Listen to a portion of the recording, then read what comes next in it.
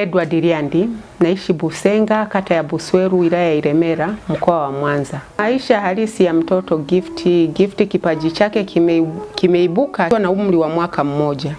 Baada ya kwenda kanisani, tulipoenda kanisani, kila kinachohubiriwa kanisani yeye mtoto amekuwa na desturi za kuhifadhi kichwani, anakuja anakueleza hapa nyumbani mafungu yaliyohubiriwa mpaka na somo. Ndipo nilipoanzia kugundua kipaji hicho. Kwa upande wa michezo kwa kweli hayuko sana.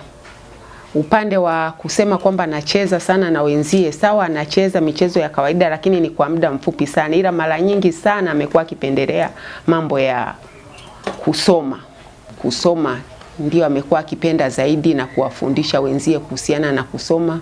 Mfano kaka yake huyu Baraka amejitahidi sana kumfundisha mambo mengi mpaka hatua hii kwa kweli amefikia vizuri. Miwa rahisi endapo atapata nafasi ya kukanyaga hapa Mwanza, angalau tupate nafasi ya kuweza kuonana naye na kumuona mtoto Gift.